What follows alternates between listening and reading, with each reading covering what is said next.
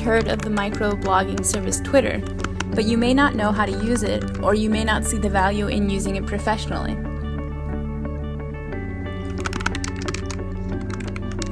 As of 2012, there are 465 million Twitter accounts, which comes out to 11 accounts created every second and 1 million added daily.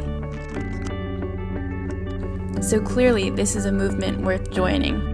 We're going to cover some Twitter basics to help you begin, and to do so, we have to start with a vocabulary lesson. The first thing we want to take a look at is your username. So the @ symbol in Twitter is used to call out a username, and this is the first thing you're going to want to do when you create an account is claim your username. You're going to want to make this as close to your full name as possible.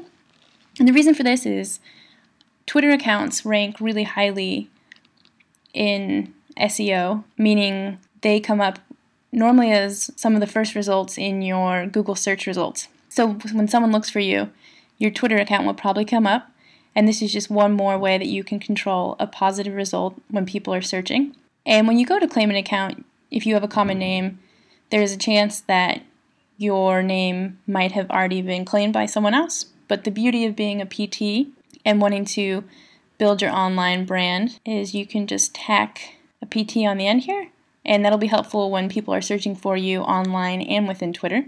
And in the Twitter world, anytime you see a username with the @ symbol in front of it, this is actually a link to a person's account. So if you're looking and you see a tweet from someone and you're interested in learning more about them, you simply click on their username and it will take you to their profile. And the concept of the username is not terribly complicated. It's really just the way you would use someone's name in any other situation. And if you wanted to call attention to them in a conversation, you would start with the person's name and then say what you wanted to say. So within Twitter, if you wanted to write a tweet to someone or reply to a tweet, it would start off with their username, just the way you would start off by saying their name, and then you could proceed from there. So if I wanted to tweet to someone, for instance, I loved your recent blog post, the research was great, then this person would know that you were addressing this tweet to them. Next up we have the hashtag, a pretty important part of Twitter vocabulary. So the hashtag is used to mark keywords or topics in a tweet, and it was actually created organically by Twitter users as a way of categorizing messages. You can place a hashtag anywhere in a tweet that you want, at the beginning, the middle, or the end. So for example, you could say, I love my job, and then tag it with physical therapy at the end so people know what you're referring to. You could write, healing through physical therapy is so rewarding. There it's in the middle, but it still helps people find it within physical therapy. And finally, you can start a sentence with a hashtag.